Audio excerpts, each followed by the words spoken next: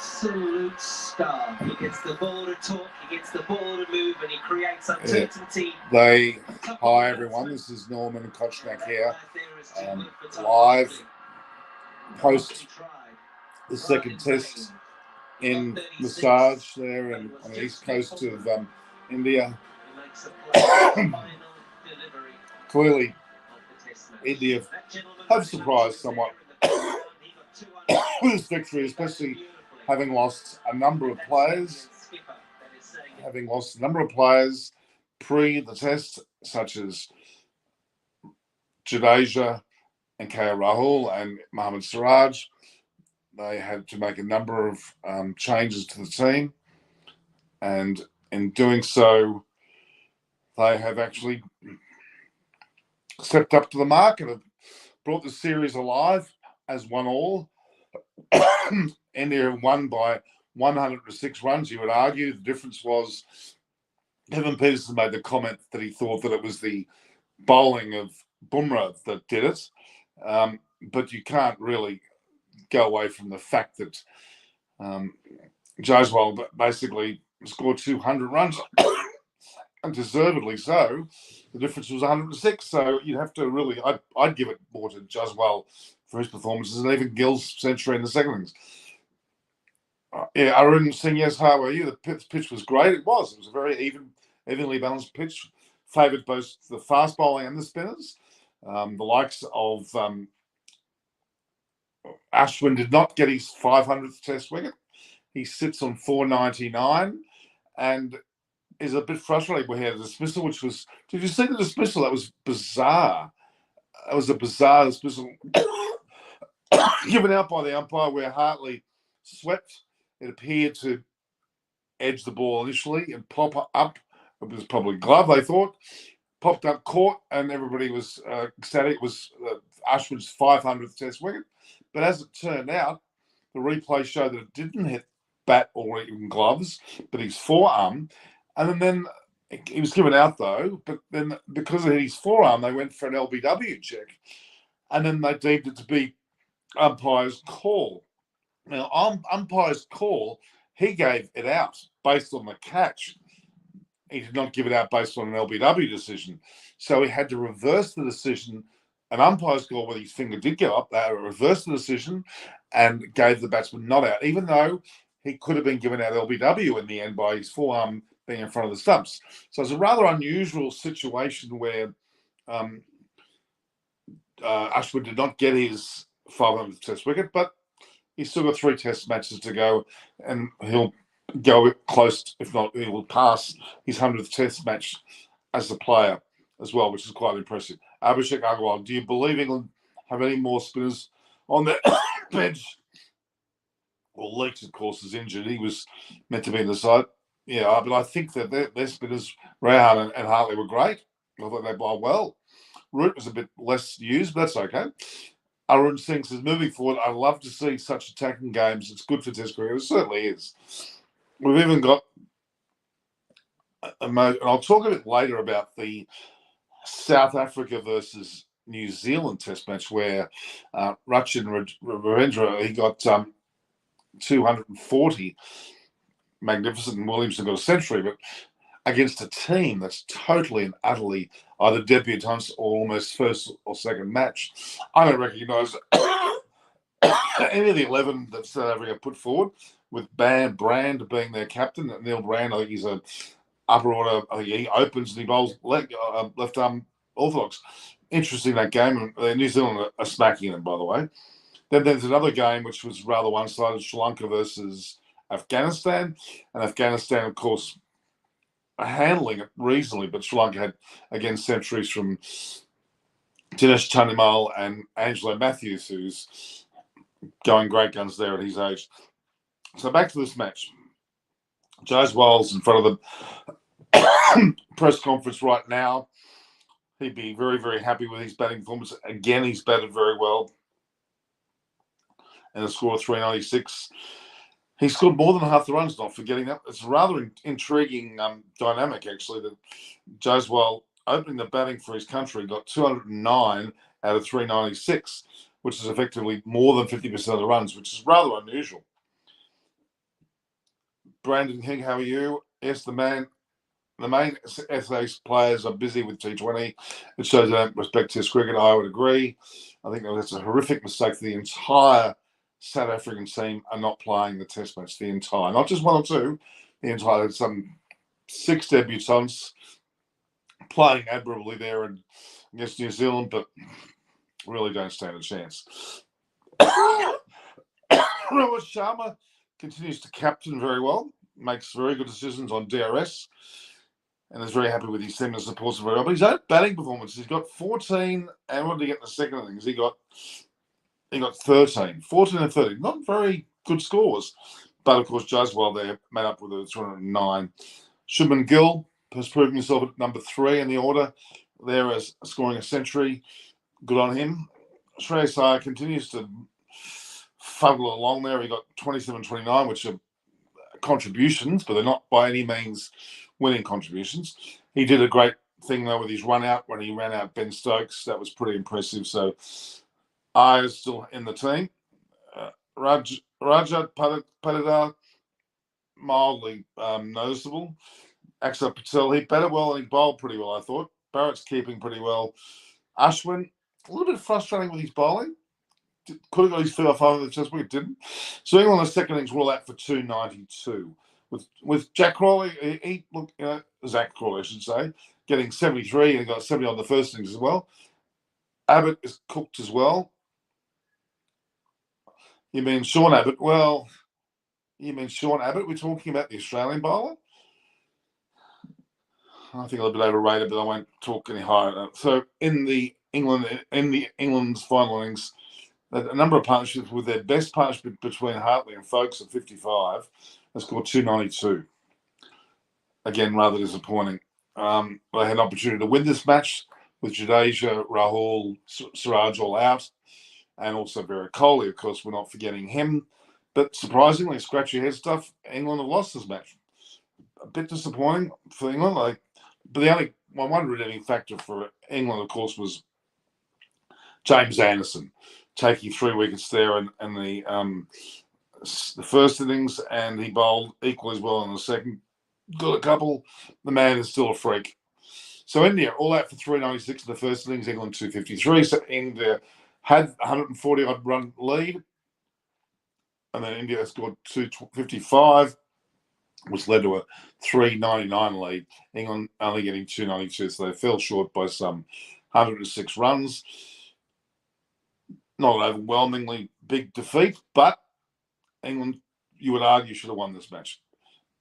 Sean Abbott's batting was pretty good. Yeah, look, Harsh, Jethwa, and Brandon King. Yeah, he took 9 wickets and took 3. But he's playing a substandard West Indian side. I'm sorry. They did with the Test match, but that ODI team was. Don't forget, they didn't make the ODI World Cup. West Indies did not make the recently finished ODI World Cup. Pretty bloody embarrassing, to be honest with you, and they're not really that much better at the moment. Arun Singh says, does Bumrah or Jaswal deserve the man of the match? I would say Arun Singh. I'm still going with Jaswal because he scored 209 in an innings where a match when the other teams other innings were less than 300. So that's my thoughts. But I mean, Bumrah bowled very well though. Harsh just one. Norman, what's your favourite cricket moment of 2023? Only what? Only one. Oh, the World Cup. Australia winning the World Cup. I didn't expect that. Australia should not have beaten India in the final. It should have been India to win that. Australia muddled along the whole ODI Test World Cup in India, which I was there for. And they got through South Africa with a very average win in the semi-final. And then, surprise, bowled first. Thought they wouldn't win the World Cup in any way, shape or form. I thought it was India's for the taking, and India stumbled when they least needed to, which was the last match. I can see Zahir Khan talking there on television now on Star Sports with Kevin Peterson, who's been very knowledgeable with his discussions. Yeah, but so, all right. About Abbott could have played in the World Cup. Well, we didn't need him. I'm sorry. And his batting was perhaps needed, but I think Australia did pretty well without him. Australia won't continue. We'll see. Will Sullivan should never play for Australia. I'm sorry, we won't go on with that, but that one, there's a lot of thought about that. We'll talk about that another day. It's a shame that we didn't get to see any sledging.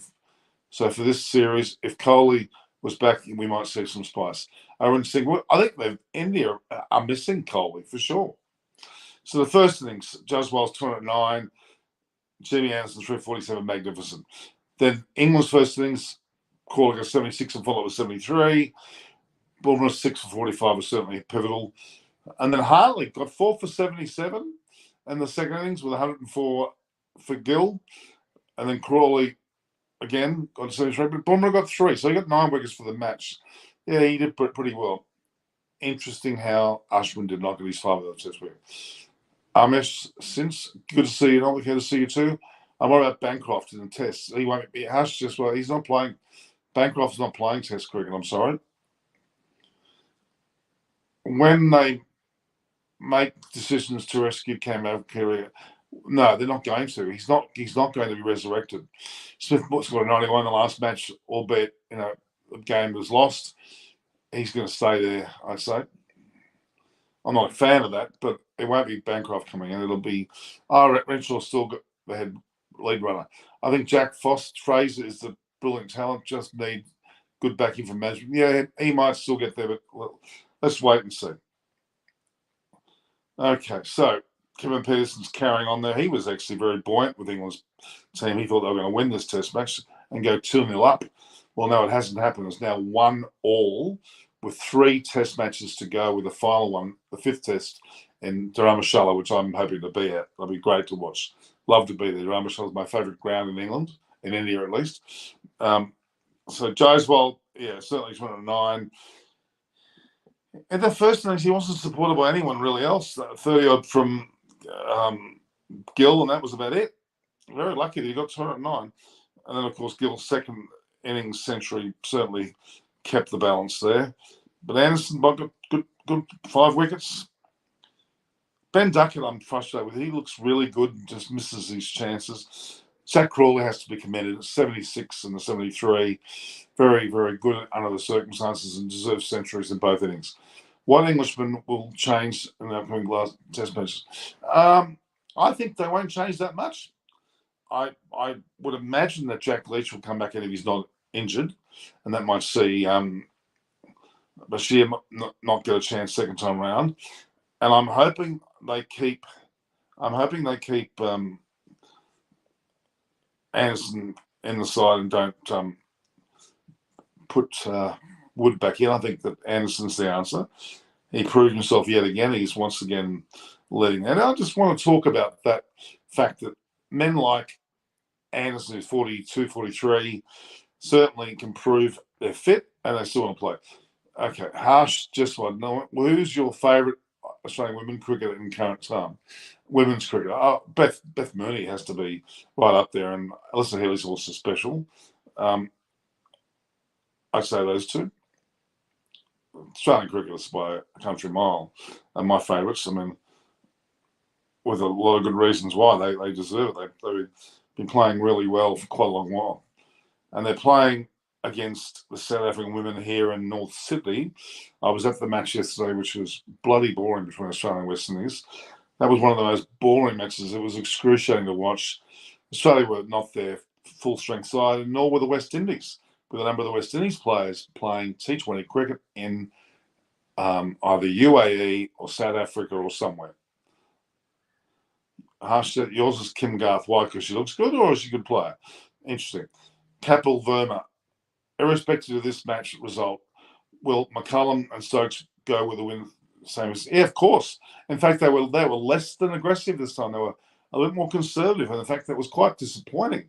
The way that I was quite shocked actually. The way that England took on the second innings, they weren't as aggressive. It was certain players were, but I think Ben Stokes needs to go from the moment dot. I think Kevin Peterson made that point too, that he thinks that Ben Stokes is a bit too cautious in his innings and should be going for it from the early days. And when he's at his best, he's going for it. Hartley certainly was going for it.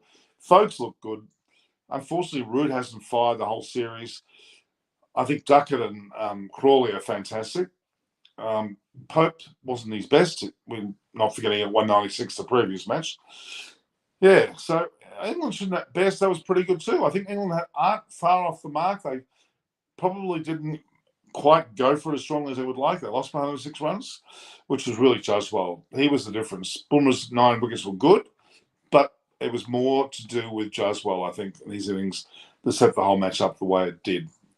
So I want England to come back and play proper baseball like they did at the prime. Yeah, I agree. I think they're a little bit off colour. They weren't there. They were probably expecting to win, although no, not expecting to win, but thought they had a better chance of winning with the likes of Jadeja, Rahul, and Siraj all out of the team, and and without Kohli as well. I think India are certainly below their best strength side, but India came to the fore. Again, Jaswal standing out like you would believe. And, I think that Jaswal is, good stuff.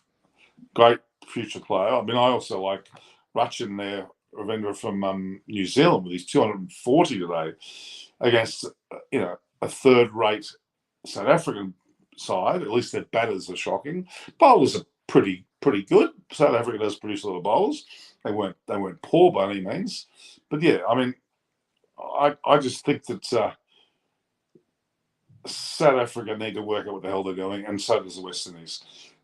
We saw Shamar Joseph play for his country and say he will always play for his country, which was very commendable. But unfortunately, a lot of colleagues don't think the same way. From Pollard down, they're all playing short-form cricket, which they're on year-long IPL contracts as much as 10 to 20 million. So all the South African players, David Miller and all those other players we can mention are not playing for their country. Pollard as well, and the likes of other West Indian greats are not playing for their country. And those two countries in particular are wrapped into the Indian leagues, created their own in their home countries, such as South Africa and even the UAE. And it's pretty disappointing. Even with the help of technology, umpiring levels going more down. Now, I think the umpires are relying on the technology and not making forthright decisions. I agree with that. I think there's the bizarre wicket that Ashwin lost where he was given out, a player was given out, caught behind, off an edge off what looked like glove or bat, and then it was reversed by way of the review, but then the umpire was given the option to actually give out an LBW. And it confused the umpire. He said, no, I didn't give out LBW, I gave it out court. So he reversed the decision when actually it was umpire's call and had his finger up in the first place. And I don't think you can change the umpire's call of finger up unless it's deemed that way. So I think that was a strange one. So, yeah, very interesting. Okay. When every ball is checked by the third umpire, it's too much. There's no living by the sword type performance here by the umpires, and I think that the umpiring should be given a bit more autonomy and mistakes made, but live with it. I think whitewash is on the way. Now, whitewash, how can it be a whitewash harsh when it's 1-1? That's not a whitewash. Whitewash has to be to nil. It has to be 5-0. It's not going to be 4-1, or 4-1's not a whitewash. 5-0's a whitewash. So now it can't be a whitewash. It's 1-1 at the moment. So you're looking at a situation where, it's pretty damn even, and it's very, very, very, very impressive that it's even, actually. And I'm pretty happy with that. I think this is a great series. It's 5 tests. Australia played West Indies 2 tests over. West Indies came back and they could have went on and won a few more, maybe, but they weren't given the opportunity to do. New Zealand's got 2 against a substandard South Africa, so it was probably a relief to South Africa. Yeah. Yeah, whitewash can't be on the way if it's not 5-0. It's 4-1's not a whitewash. It's a convincing victory, but I don't think India will win 4-1, to be honest. I'm just looking at some other things that are going on. The Under-19 World Cup, which we'll talk more about later, I think, with David Graveney and Chris Vernon on another day, and there's some issues there, but, it's still a great competition. So I'm just trying to work out what we've got all these people with their big checks, giving out checks at the moment to the players. Gill, now, a couple of them are saying that Gill is injured and Kohli uncertain. I think Kohli will be back, pretty sure he will be.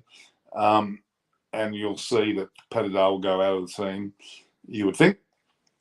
Jaswal's staying, he's not moving anywhere. Ben Stokes is about to talk. What are he going to say?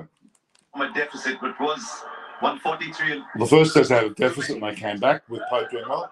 deficit this time even less, but they didn't come back. Had full belief in ourselves that we could go and chase that down.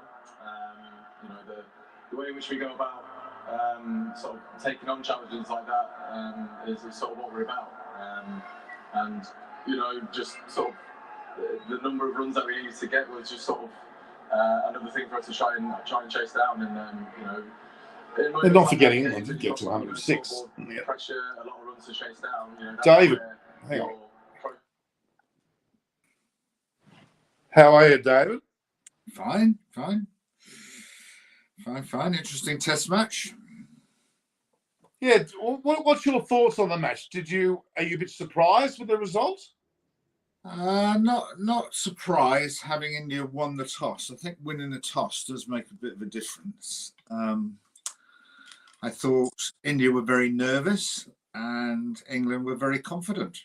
You know, sort of despite the amount of run scores, they just did enough to stay in the game all the time, and they wouldn't have been worried about chasing that target.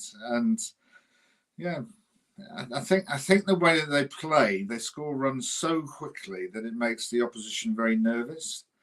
Certainly the way that India batted in their second innings was like they were like sort of really timid, I would have to say. So however, what it has done is... Do you think England were timid or India were timid? Oh no, India were definitely timid in terms of how they approached trying to build their lead. But it now gives them a bit of leeway in terms of getting back some of their senior players to play, which will be it'll be interesting. I'm surprised how ineffective and how expensive. Well, first of all, India have played with 10 men in both test matches. That bloke who's batting at number 11, I don't know what he did in the game. I saw he got 1 wicket today, right at the end. But he didn't do anything. He didn't bowl, didn't bat. They were much better off playing another finger spinner. I agree. It was just a waste of a space. And Siraj was the same in the first test match. So they really need to have a look at their selection, maybe, and also that Axar Patel got smashed all over the park.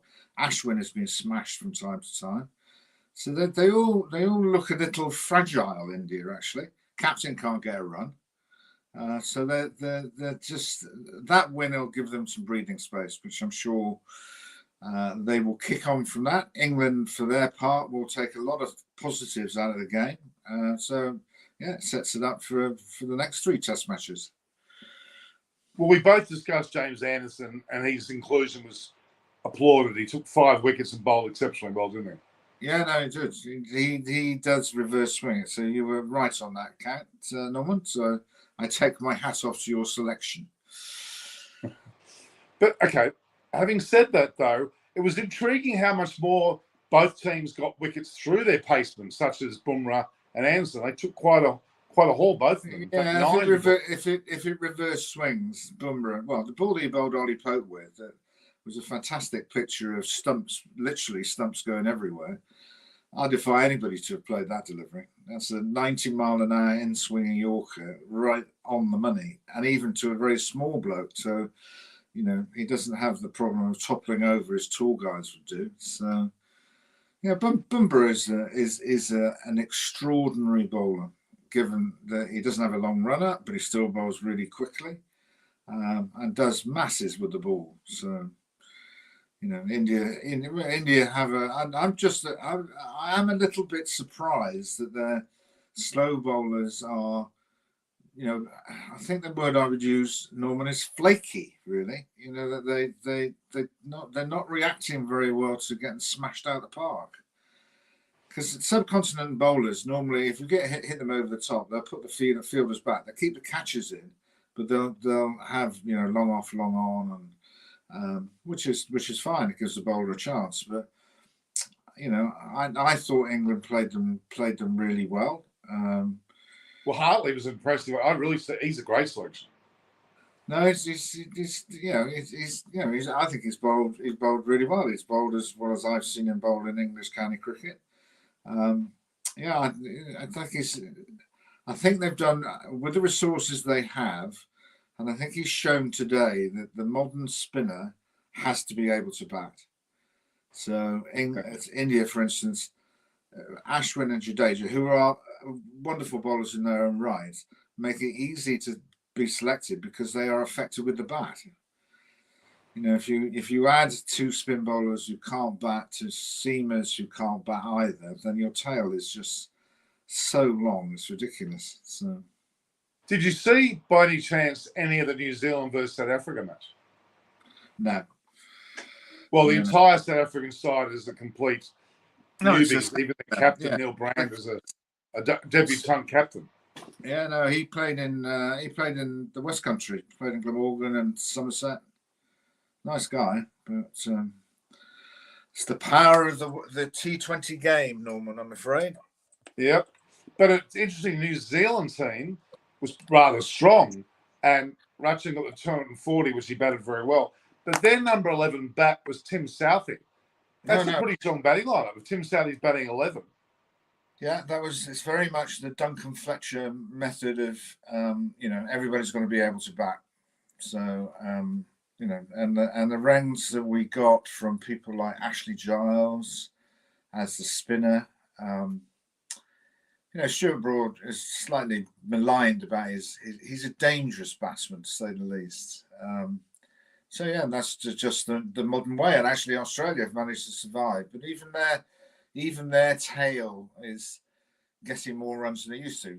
Nathan Lyon, when he first started, was a walking wicket, but he's quite an effective batsman. Cummings wins matches from where he bats at number 8.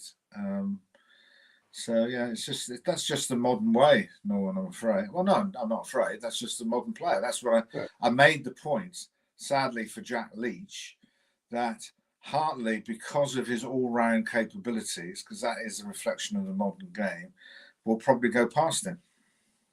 That's true. Did you see the dismissal which was given out by the umpire, where I think Hartley ended up hitting his arm, and was caught, and it was given out, was under the suspicion of either glove or bat. And then on review, that was realised it was a hit on his arm. And then the umpire's call was also referred to for LBW, and it was seen as hitting the wicket. Now, how could an umpire's call give it out for the caught behind, which was looked to overturn, yet that still was an umpire's call for the LBW, but he was able to put his finger down after that. Now, how does that make sense? I don't know how that works. I don't think you can have a double appeal. That sort of, after you've appealed one way and it's given not out, you say, actually, I'd like to appeal the other way.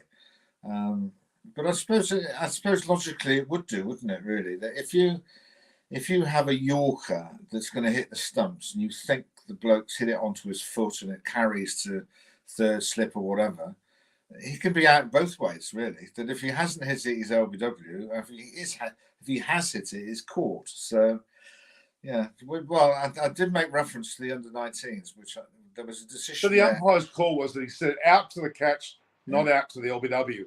How could you do that? Do you go out and then, what do you do? It doesn't make any sense. No, there's some rules that need to be looked at in terms of, just common sense, more than anything else. The VAR or whatever you want to refer it to, decision review system, is really just to eliminate the shocking decisions. Yeah, that have happened in some of the biggest games ever. That's if you look at the highlights of the World Cup where Pakistan beat England. Derek Pringle got out. They were just absolutely stone dead LBW decisions, given not out by Steve Buckner, which were just scandalous, really.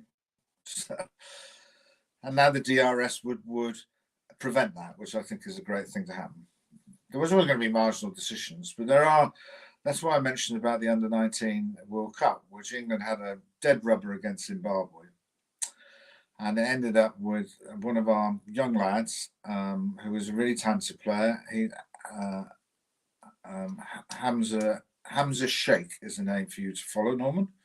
He'd been playing for Warwickshire. Was given out obstructing the field. Now, you wouldn't have seen it, but you'll be on YouTube. He's basically played a very full ball from a left arm spinner. So the ball is at his feet, stationary.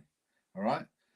It can't be caught. It's not rolling back onto his stumps. So to help the wicketkeeper, he picks the ball up and gives it to the wicketkeeper. The wicketkeeper appeals and he gets given out for obstructing the field. It is the letter of the law, but it was the most ridiculous decision of all time. When does common sense come into play?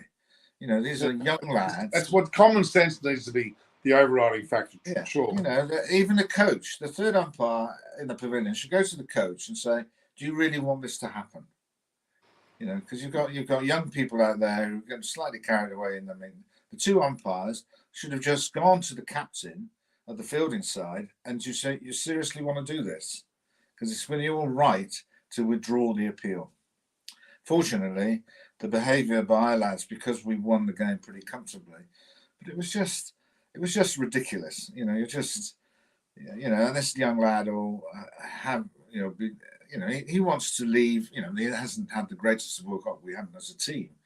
And then to be given out like that, it just leaves a sour taste. But anyway, going back to the decision you're referring to, that's quite a complex scenario to work out. So, I think the governing bodies need to look at some incidents that happened in the game.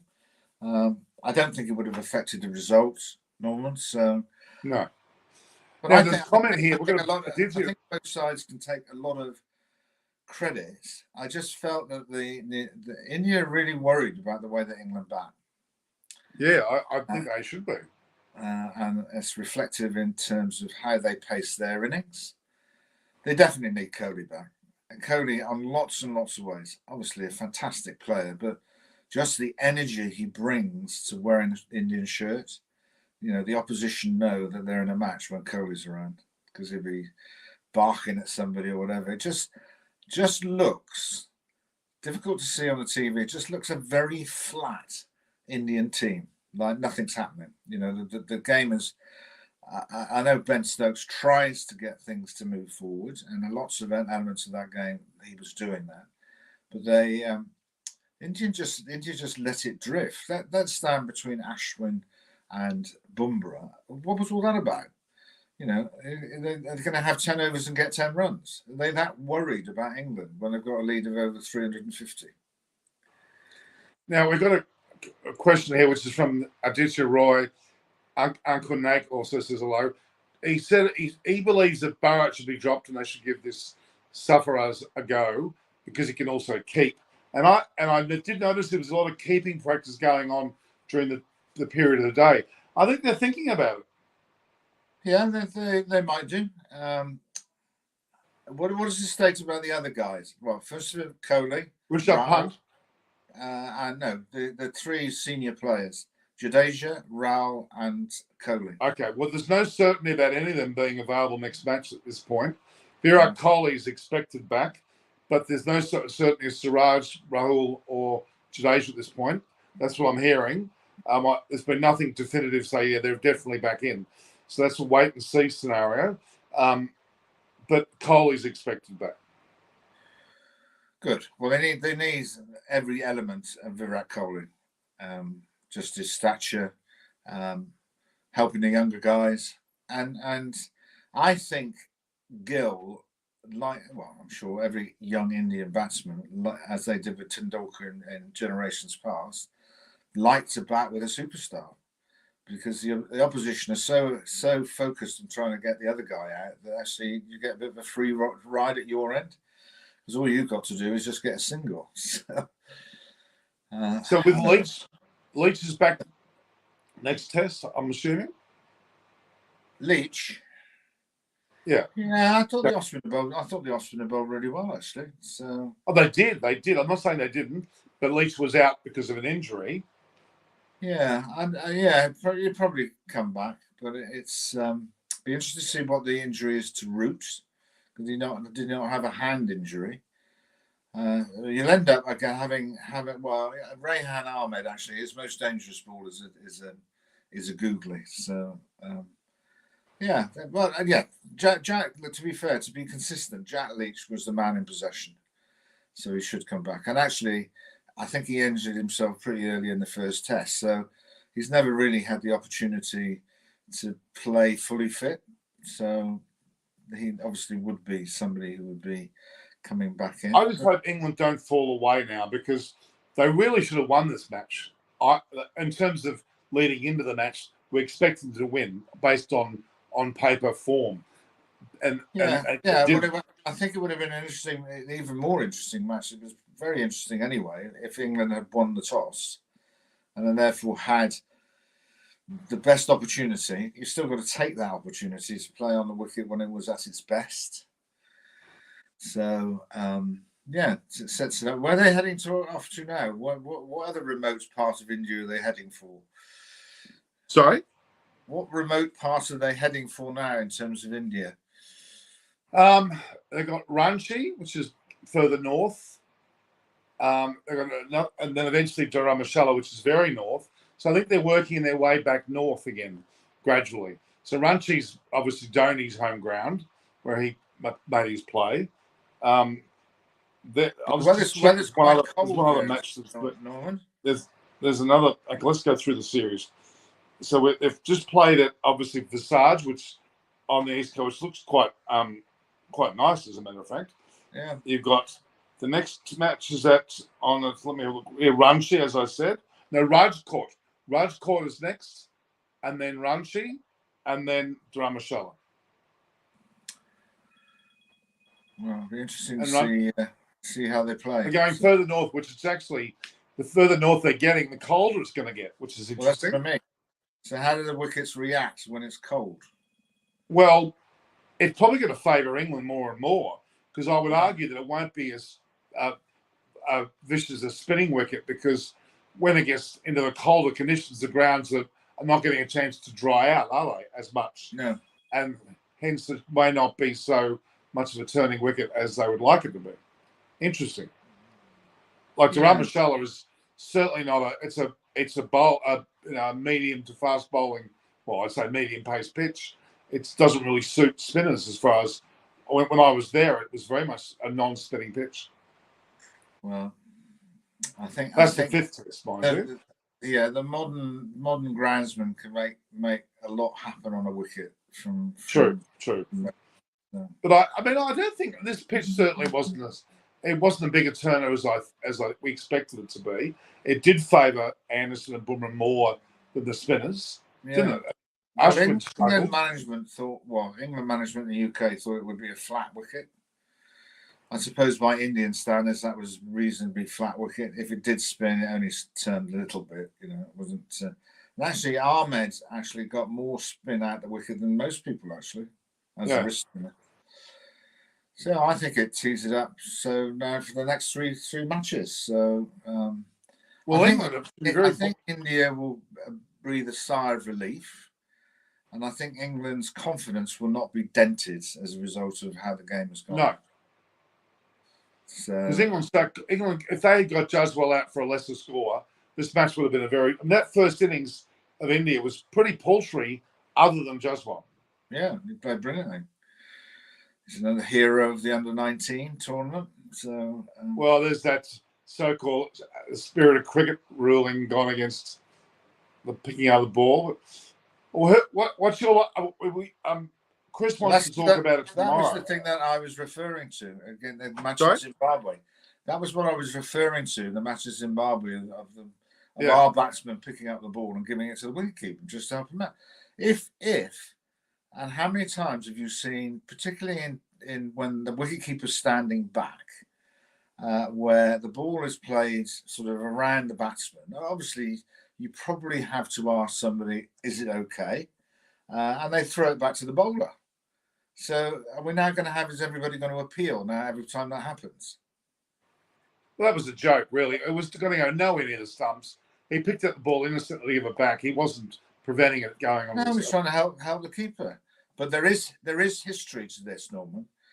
I think it was the World Cup where actually the last one in South Africa, where the Indian opener was the player of the series, where Zimbabwe needed one to win against the West Indies with one wicket left, and the West Indies bowler man-cadded the Zimbabwe batsman. So there was outcry, but there's not a lot you can do. That's in the rules. Whether it's the spirit of the game is a completely different matter. So, they probably had that lingering in the back of their mind. I'm pleased But to as say... you always say, Dave, the rules are the rules. We're going to adhere to them. So I guess that's but there's some of them, sometimes you've got to use a bit of common sense. That rule about obstructing the field surely has to have a line in it, in obstructing the field, preventing a dismissal taking place. All right.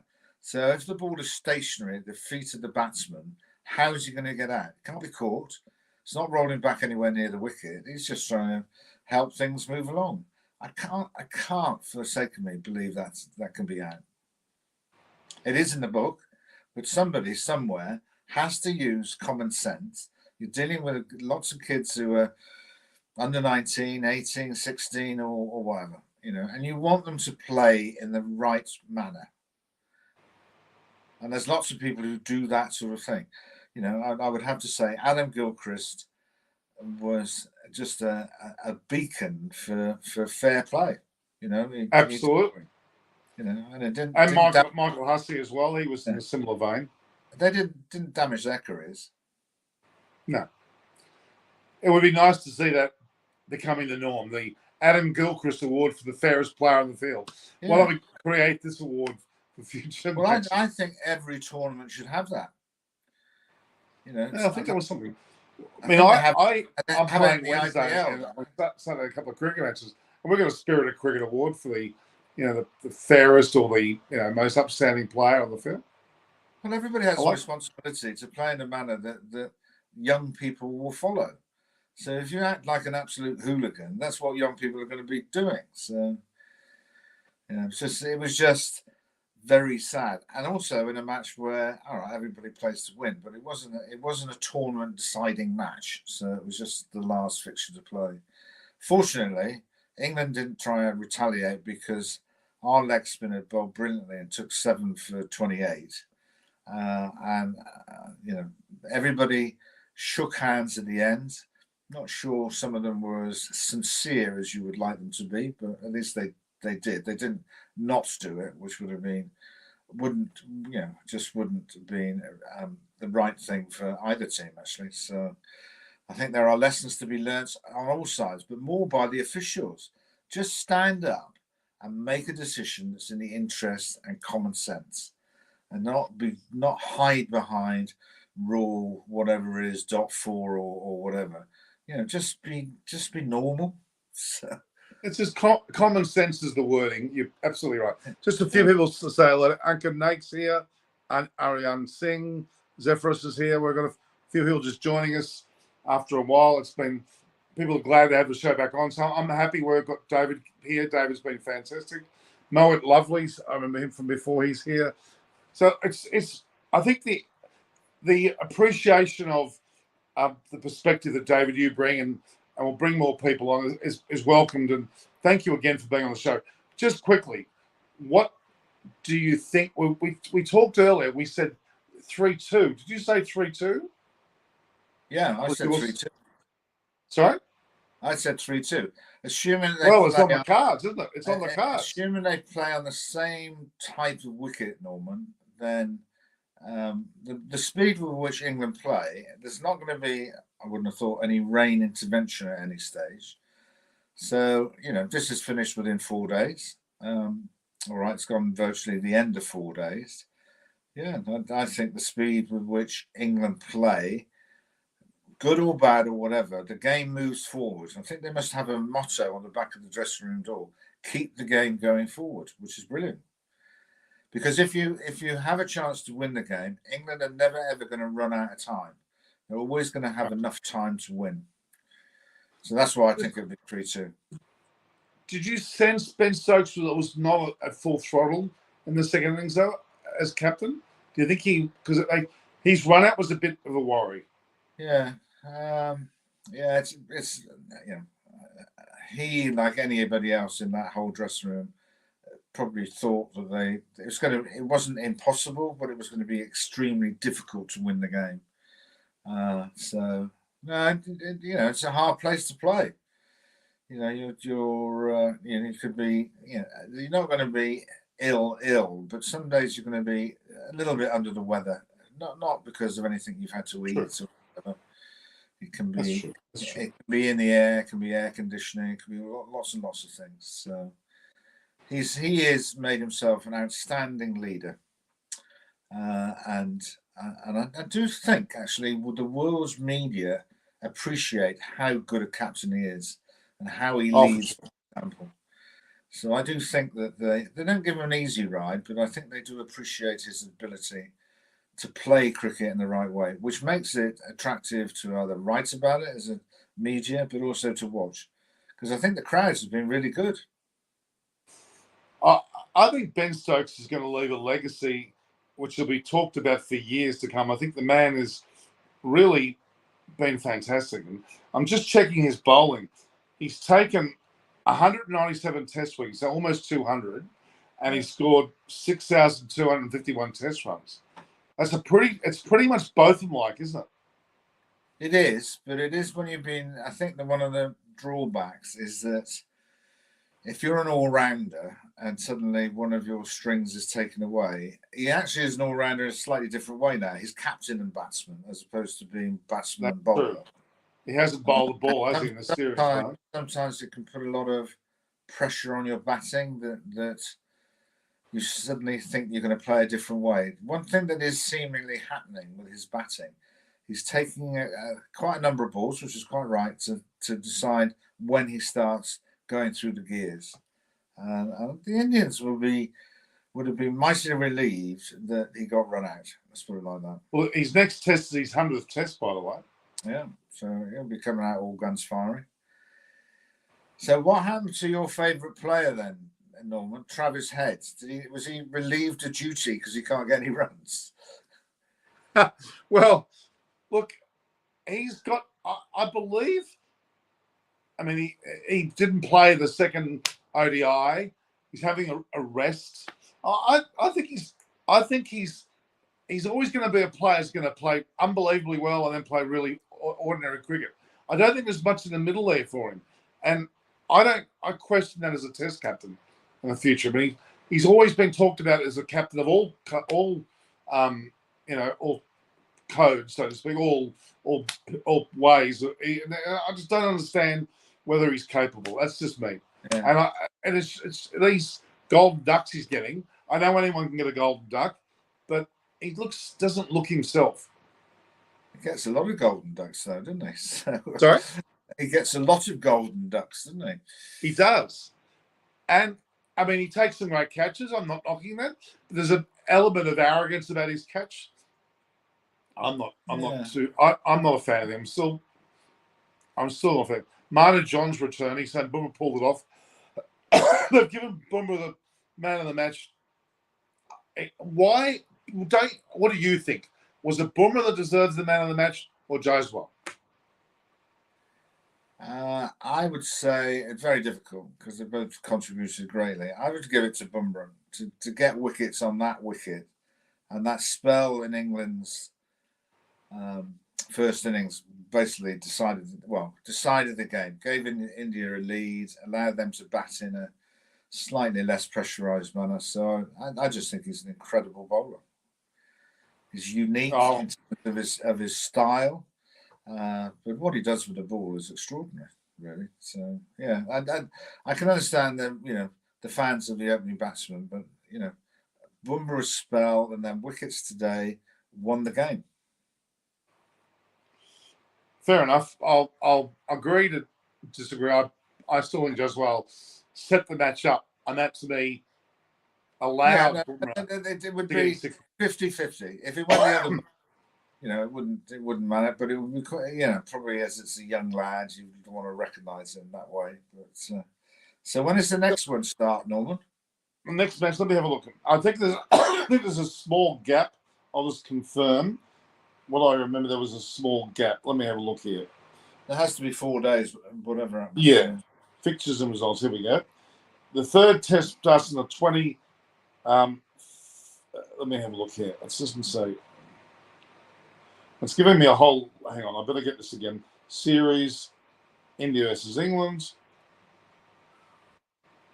The third test starts on the 15th of February, which is what's today? It's a 15th of February. So it's a few days away. This is finished a good 10 days away, actually. That's quite a distance in time. So we might find some of the players who weren't selected being reselected. I'm pretty sure Virat Kohli will be back. I don't know whether I wouldn't necessarily race Siraj back in, but Mukesh he won't play again. My God, he was given nothing but. I think they could well keep the spinning options of Kuldeep and bring Jadeja in as well. Why not? Yeah, that's what I do. Yeah, that's what you said. Yeah, I think you've got to look at your level and in your own mind, what role are they actually going to play? So, and Shiraz in the first test, this guy in the second test. India have just been playing with 10 men. They did, because the guy got a wicket at the end. It was almost like a token wicket, and he was a weird selection because he was very pedestrian. I thought he was very ordinary. I was going to 8 and over. It's a test match. So. He got smacked around early on by Crawley and Duckett, and then he got taken off, and that was it for a while. He was trying to pitch it up to swing it, and that's not the way to bowl to Crawley. You've got to keep him somewhere on the back foot. But he's played very nicely, Crawley, and Duckett is threatening without taking on further. But I think England have got a fantastic opening pair. Duckett and Crawley are just the tonic. Crawley, everything in terms of, if you're in fielding against him, you've got one tall one short one right-handed, one left-handed. One hits it straight down the ground. The other one plays square of the wicket. They complement each other all the time because the opening bowlers have really got to think where they're going to bowl it. So, I think I actually look forward to seeing Crawley and Duckett back. That's for an Australian to say that. Looking forward to England opening batsmen back. That's saying something, because something we used to think of Warner earlier on was to watch him bat and his aggressiveness, and back in the days of Hayden and Langer. I think that these two, I'm very interested. I would love to see them get big century, double century partnerships. I love to see them thump size.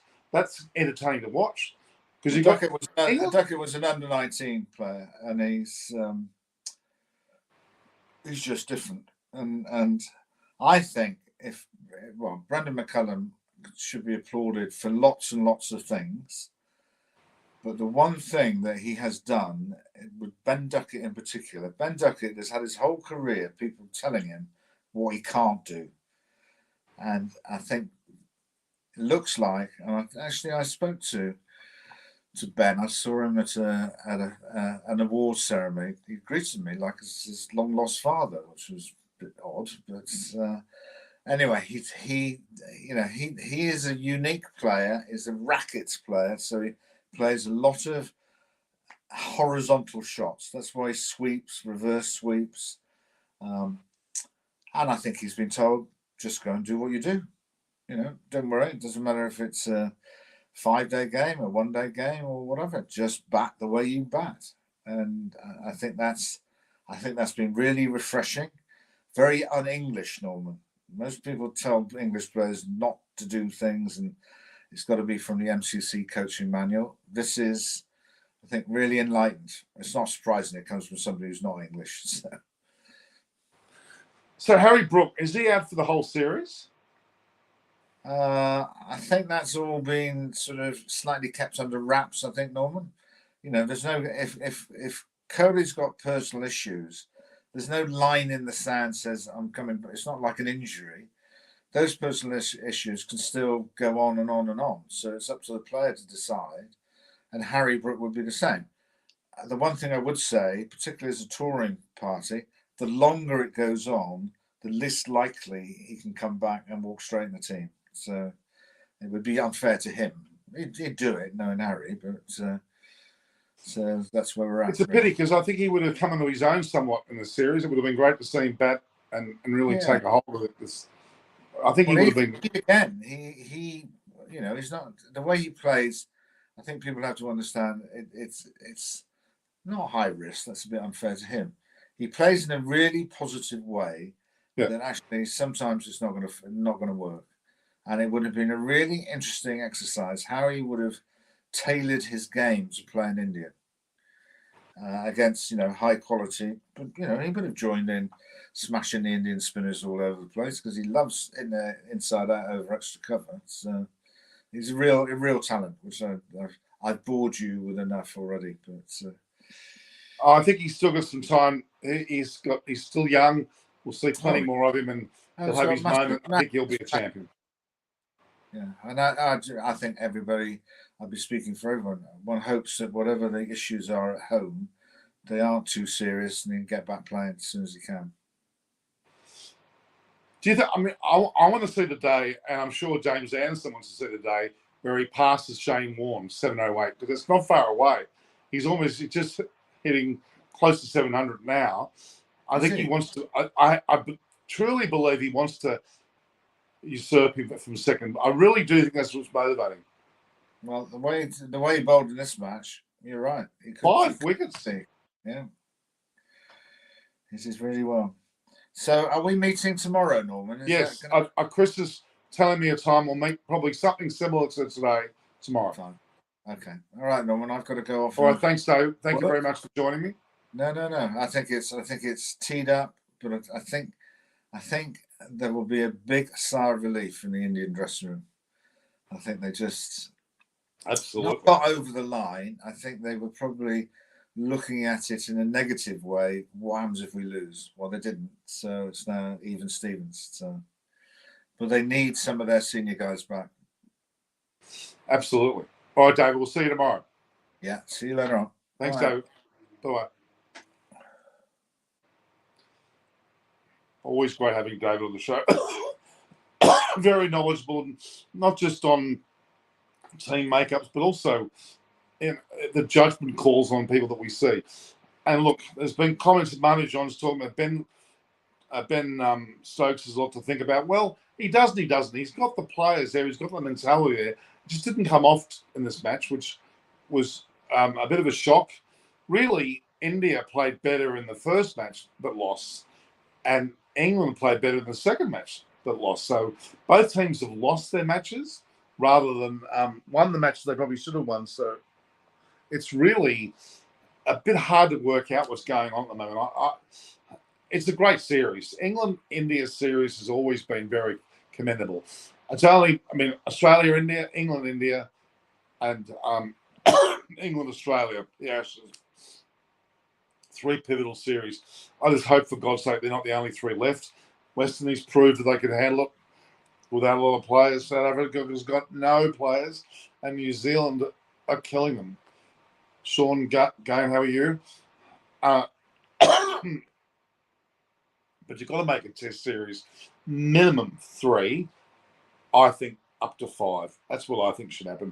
With the women's cricket, they've finally worked it out that by giving the women ODIs, T20s, and a bilateral type series, ODIs, T20s, and a test match, it brings together a nice bundle. Well, test cricket has to maintain minimum 3, up to 5, and they should never have 2, regardless of who's in and out. Where is James Faulkner? He's retired years ago. Even from the short format, he's retired. He's well and truly gone. He's gone.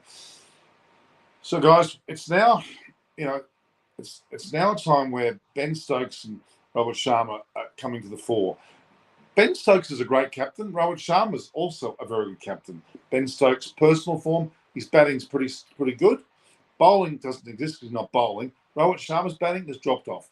It seems to me their captaincies are not based on them leading by example as much as you would like. I'd like to see Ben Stokes bat better than he did. Long time no see, correct? Yeah, Wood has come to Marjan. Wood, I don't think Wood will come back into the. Oh, he wasn't that impressive in the first. James Anderson was impressive in this test match.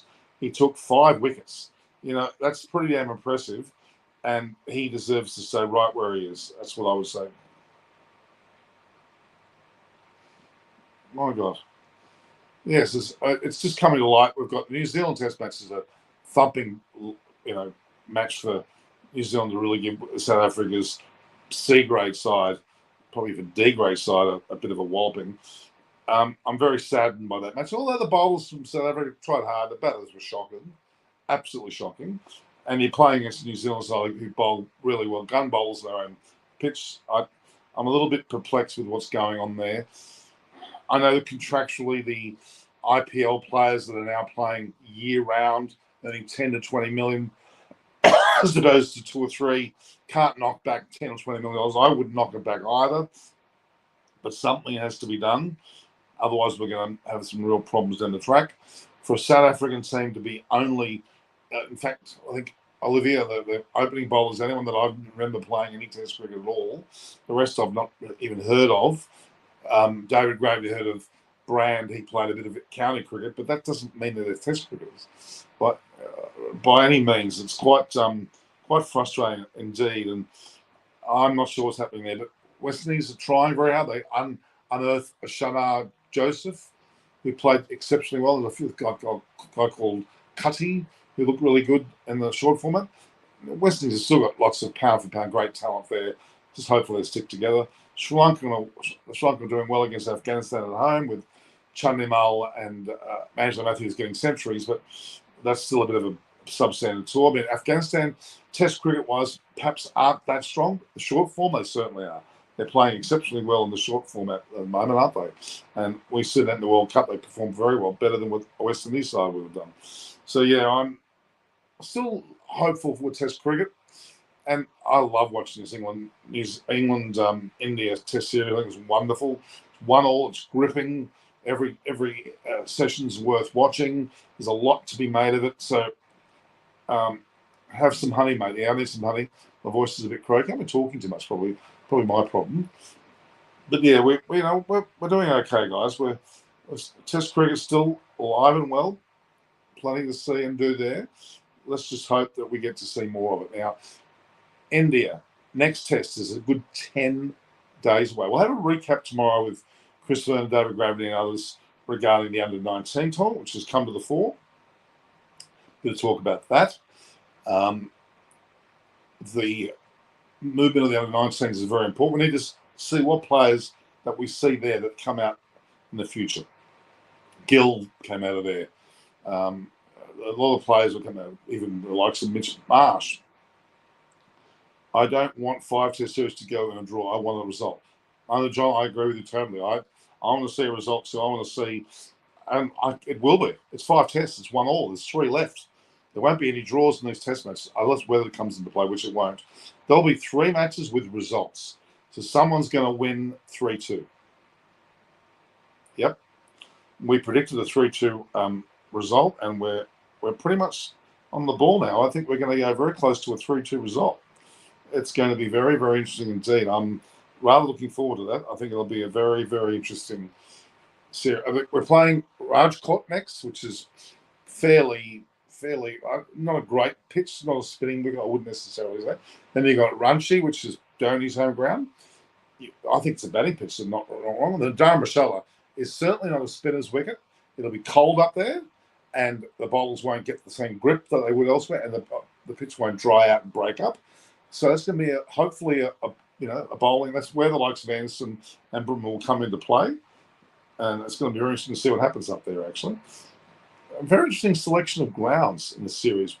We've had Hyderabad was at first, and then Vizag, which is on the east coast, and we're going up the northeast coast and inland a bit. We're going into Rajkot and then Ranchi, and then I think isn't that in from Kolkata, and then we've got from there we go up to bit northwest, but still north in Dharamshala. So it's an interesting selection.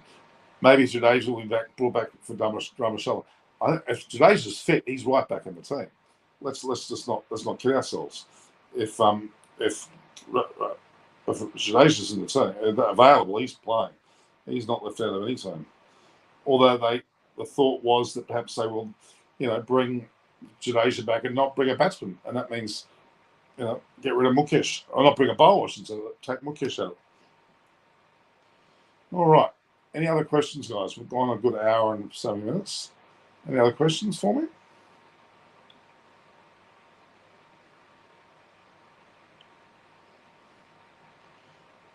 We've had a number of concurrent discussions going on. Oh, give me a sec, guys. We're just back in a sec. I'm just going to get myself. I just talked about honey. Whereas Vernon, he couldn't make it today. He'll be here tomorrow. I'm just going to go and get a drink. Hang on a sec, guys. Give me a sec. See if you can wait.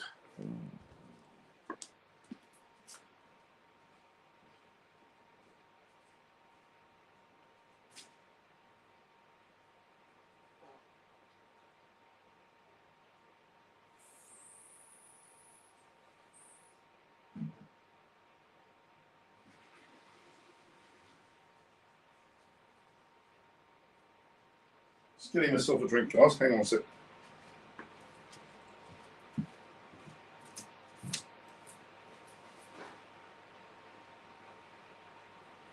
It's been a very, very, very tiring day for me because the temperature here in Sydney is 37 degrees. Oops.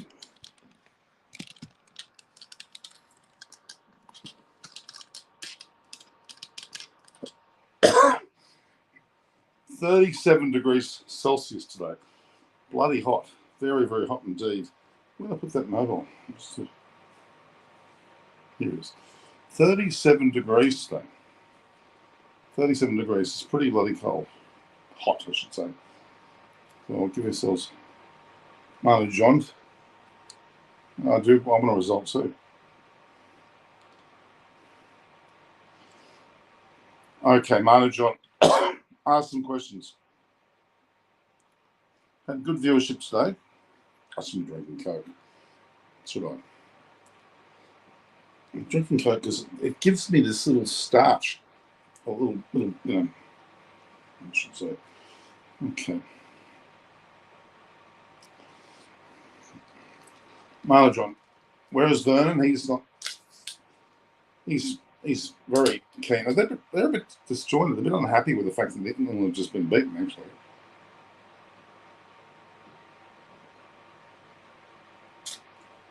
Now Coley's back will boost the batting line, and for sure.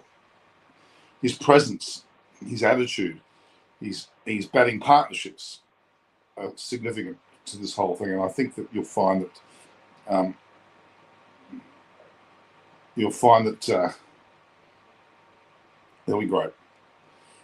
He's a huge plus for India, and I think people need to remember how good he is.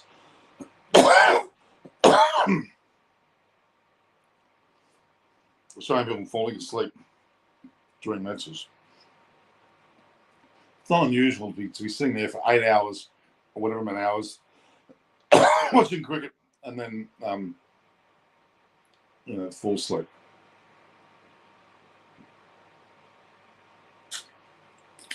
Very funny. Showing this guy's got all these things put on his head. There it is. All right, so Coley is back. That excites me. I love box office players. Rohit Sharma, been captaining quite well, quite motivational, but I think he needs Coley around to start stiffen things up a bit. No, you guys think? So, will Gill be dropped? No, Marlo, he's just got a century. Jaswal will open with Rohit Sharma. Gill will go to 3. Coley will go 4. Iyer will probably go to 5. Patidar will have to opt out. Jadeja will come back in. Rahul, is he available? I don't know. He might come in and keep. Watch out. And Sarafaz is also being earmarked. They're not really happy at the moment with Barrett. Something's not right. He kept pretty well today, but I don't know whether he necessarily is batting well enough. I think I might consider a change there. Rather showing this guy this pitch invader. what's his name? He's coming in the bowl, puts in the bowl. And he's just bashed in the Bairstow. I needs to do something big or stay in a pitch for a longer time. I agree. Shosai did take a great run out in this match, which was a disappointing. Not as one, it was quite a successful moment. I'm just trying to watch what's going on here.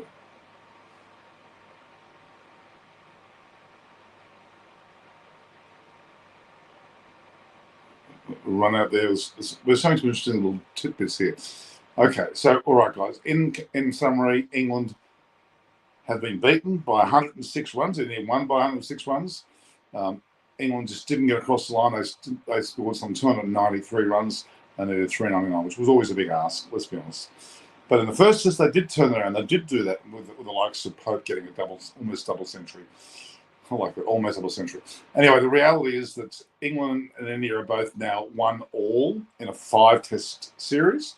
3 left in Rajkot, Ranchi, then followed by Dharamshala, which will be a great climax, I believe. Let's stay tuned for those matches. The next match is in 10 days' time on February the 15th.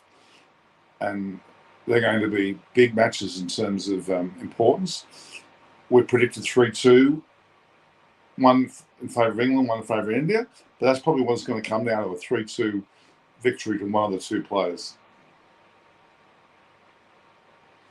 That'll be quite exciting to see who actually does go 3-2. Manu John says Duckett is also going to below par with Bat. Well, no, Duckett's partnership with Crawley's been massive, 50 plus most of the time. That's what he's meant to do, and he's done a great job. Crawley's 76 and 73 in this match were magnificent, and deserve to be given a great round of applause.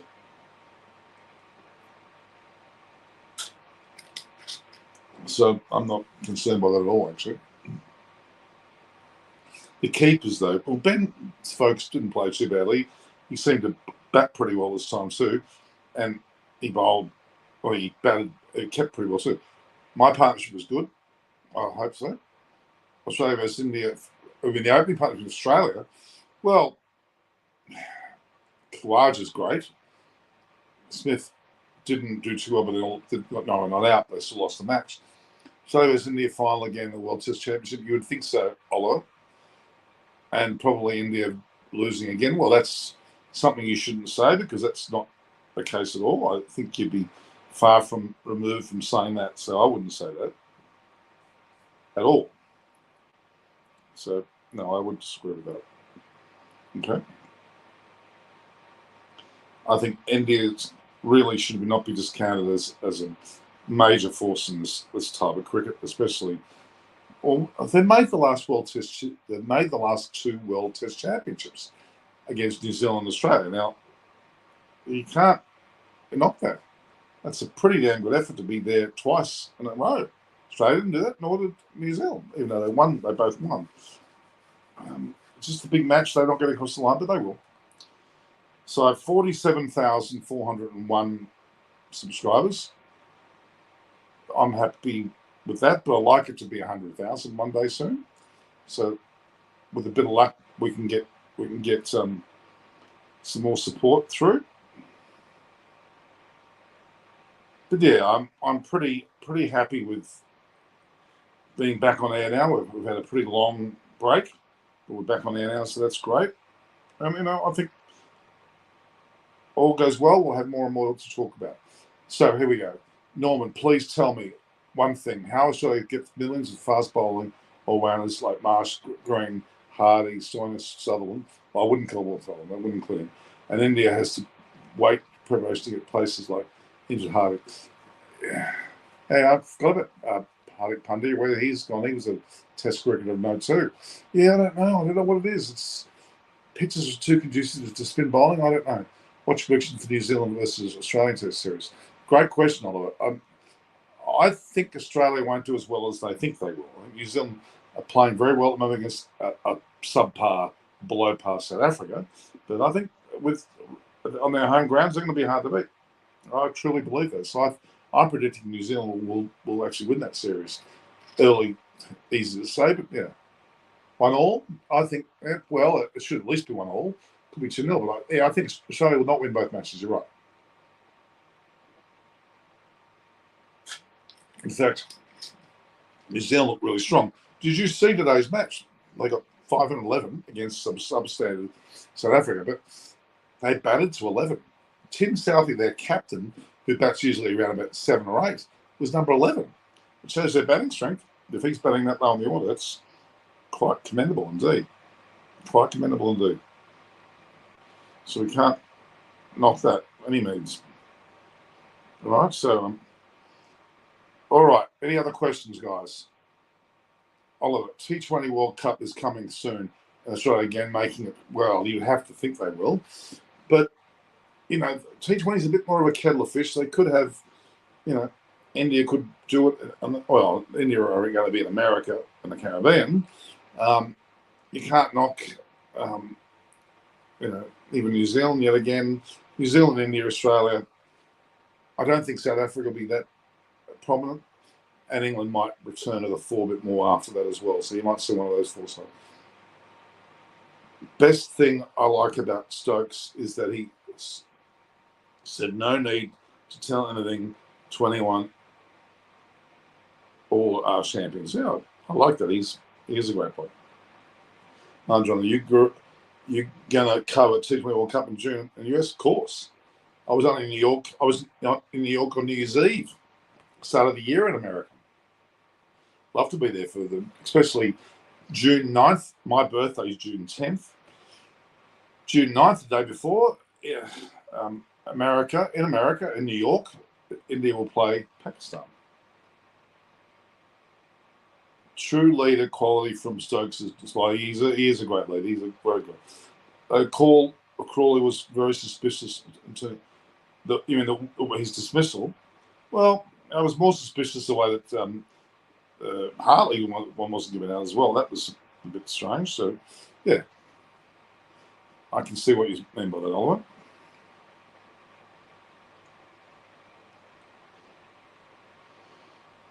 Yeah, so I know there's a lot of very promising aspects of what's coming up this year. It's going to be a memorable birthday. I will be, Manager. Are you going to the stadiums to watch the T20 World Cup? Yes, I was there for the ODI World Cup, Oliver. I was there for all the matches. If you go back and look at my programs, you'll see that I was there. I was in India. Wasn't I, guys? I was in India big time. I'm just trying to find this particular presentation that's going on here. Was Chevy Chase. I'm just trying to find the videos home where we've got the live going on.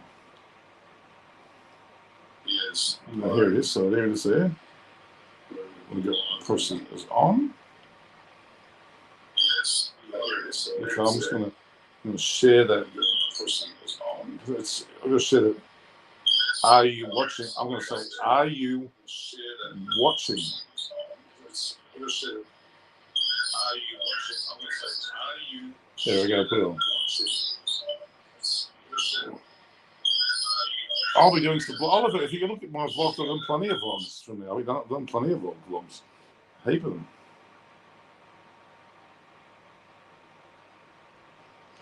And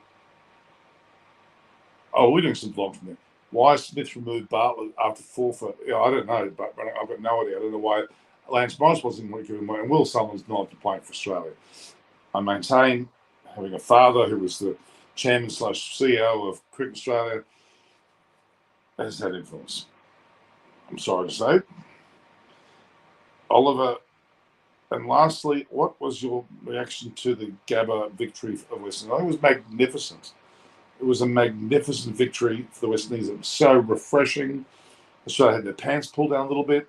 Shamar Joseph did not have any mental scars about Australia and just went for it, and he took 7 wickets and had this, I've broken my toe, but I'm going to play regardless. I'm going to, as you know, only an hour before the match started, he wasn't playing. He didn't have any of his gear. He was in shorts and a t-shirt and thongs. He had no gear to play that match, and he turned up. Quite incredible. Fancy playing, coming to the ground without any of your gear. It pretty much resigning to the fact that you're not going to be playing, which is just startling. Absolutely startling. So, yeah, I'm so glad. I hate seeing Australia win all the time. You know? What happens to had too many king pairs? Look, I maintain Travis Head won the World Cup last year. They're claiming by his scoring last. Okay, I'll give him that. He did play well, and that is impressive. But then he has these downs where he doesn't. He might take a couple of good catches, great, but he's not captain's material. I don't want a bloke who's up and down like a yo-yo. Ben Stokes is more of a player that I would put in there. You know, I'd have Ben Stokes any day. And Robert Sharma too, I'd have him in there. I'd even have Cole. Cole to me was a great captain. And was really inspirational. Very, very inspirational. Any other questions, guys?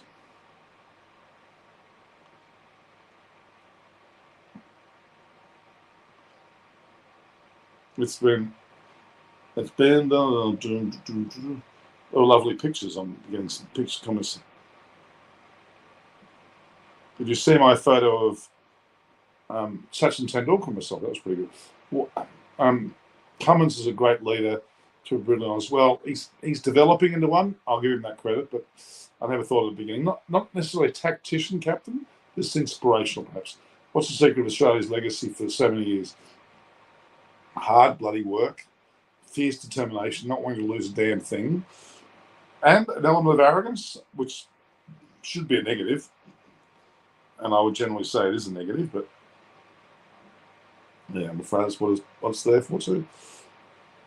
It's not good to have, people thinking that they're always good. It's not good. I don't think it's a very, very good thing to do. Bag green is the secret.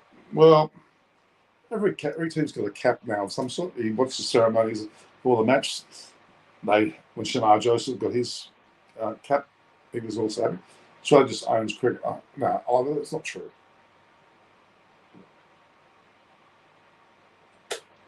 You're talking about ownership. Well, that's India and ICC, if you ask me. I just think there's a lot of pressure on individual Indian players with $1.5 billion Indians desperately wanting to win, whereas Australia's, okay, take it, leave it, and we just keep winning. So a bit of a understated way. It should be the way, but there is too much arrogance there. Buddy, why are you so critical of Australia always? Well, because I think we're overrated. Still very, very good, but we're overrated. Yeah, we won the World Cup, World Test Cricket, won the World Cup. Yeah. Look, I'm not knocking it. It is fantastic. But I tell you what, during the World Cup, they didn't look like they were going to win. And they did. So that's miraculously significant. Yes. The World Test Championship, they really thumped them. They played well. Playing well in Australia, you would expect them to dominate. But against India in the last match that came up a few years ago, and this one on the West Indies, against West Indies, we lost. I just think that you got to be critical of your own country. You got to keep expecting more out of them. That's what I think. We were there on the old World Cup final, yes, last year. How gloomy was that day for the state? Well, it was a buoyant day when India played Pakistan there a few weeks earlier. Magnificent, and other grounds. But yeah, India were just a bit flat. India expected to win, and they played accordingly. They didn't really allow themselves to get. When Australia won the toss and bowled first, India were thinking, this is a cruisy victory, but it wasn't. As Travis Head next captain after Pat, I hope bloody not, Oliver. I really do. I'd much prefer to see. I'd love to see Khawaja be captain, to be honest with you. Really honest with you. I think he'd be a fantastic captain. That's my tip. Travis Head has certainly been groomed. You're right. Australia lost, but they didn't. Lost one side of both were close. Sometimes, yeah, they against South Africa, they could have easily have lost that. They could have been beaten by Afghanistan early on, but they got through, and good luck to them. Were you surprised when Pat chose the bowlers and winning the toss? And you knew, yeah, I was shocked. I thought they made a big mistake, but he basically shocked us. Pat Cummins' day of reckoning was the World Cup final. He is responsible for that victory, and I was not expecting to be saying that. But No doubt, he was responsible for that victory. He definitely was responsible. Well, I think that was. He didn't tell anyone. I don't even think his close confidants in the team knew much about what he was doing. It was quite a shock, actually. That's my favourite stadium in Australia. SCG, the Sydney Cricket Ground by far. And Adelaide Oval's probably second. MCG third. That's my top three. SCG, Adelaide Oval, and then Melbourne. But in terms of world cricket, Lord's right up there. Dharamshala right up there. Cape Town's, is it Newlands? Is it Newlands? I keep forgetting the name of the Cape Town. It's Newlands. Having been there now, I'm pretty happy with it. Pretty happy with that ground. There's quite a few other grounds which have got qualities. I mean, Ahmedabad was impressive. Lahore, I think that's one of them. I've been there now. I can say I've been there now, so I'm pretty happy with that ground. For sure. Packed leg side and other. Yeah, he did the right. He did bowl well and for that, and he did the right thing. So if India would have won the toss, do you think Robert would have chose batting?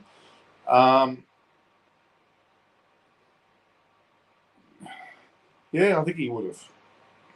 I think he would have. Would it have been different? Well, you would have hoped it would have been, but I think Robert would have still batted first. Yeah, Brendan, it was Pat Cummins did have a moment during the World Cup where he captained particularly well in the final. I agree with it. India was clearly overconfident. They were overconfident, and they had to have a bad game somewhere. And unfortunately, they chose the final to have the bad game. If they had a bad game at one of the earlier games, which they didn't, they played well throughout the whole tournament, including the semi-final, and were streets ahead. And yes, they were too cocky. Well, expectations were high. With the pitch, Robert would have had been chosen. Well, no, he would have chosen batting, but it did shock them that they were thrown on the bat by Australia. There's no doubt about that. It was a bit unusual. Yeah, but like Australia, Pat Cummins chose to bowl. We all thought, even most of the commentary, that, oh my God, that's a mistake. And that turned out to be not a mistake at all. It was a great decision. So there you go. Any other questions, guys? I'm going to finish up very shortly.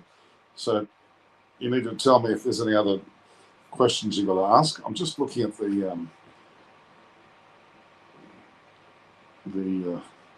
breakdown there.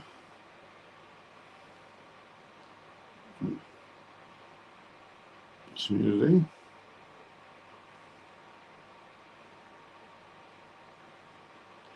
All right.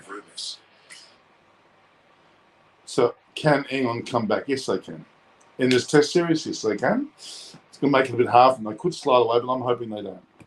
But I think they need to leave James Anderson in. Ben Stokes is a bit more forthright. Root's got to perhaps play a better game, even though he sounds like he's injured. But Duckett and Crawley are both commendable. All right, guys. Last question. Any more questions? Otherwise, forever silent until we see each other tomorrow.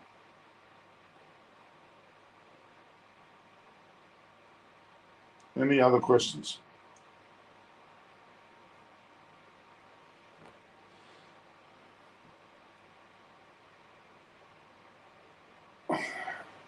Brendan King, yeah, he knows it's early, but who are the semi-finals for the T20 World Cup? Australia, India, England, and New Zealand. I think Robert would have chosen bowling if he was on toss. I think it was a plan of India to trap Australia to bat first, but in turn, India was tricked. It could well have been, Arjun. It could well have been. You may well have been right. Maybe that was perhaps part of the equation. I don't know.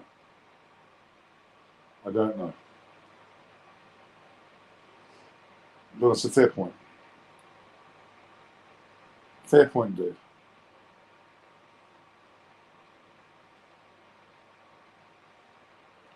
All right. Any more questions? I'll give you 13 seconds, 12 seconds, 10 seconds to ask me another question. And then we'll go. All right. I'll talk to you all tomorrow. We'll have David Graveney back on the show again. We'll talk about the under-19 World Cup a bit more. We'll also talk about all things cricket. So thanks, guys. Thanks for watching. Stay tuned to Eyes on Cricket with Norman Kochnick. All the best. Make sure you view, like, and share the posts and subscribe and pass on all the great work that we do. Talk to you soon. Most things will perform well in the years. You'd hope so, Marlon John, your last comment. They might make something. You never know. All right, see you later, Marlon.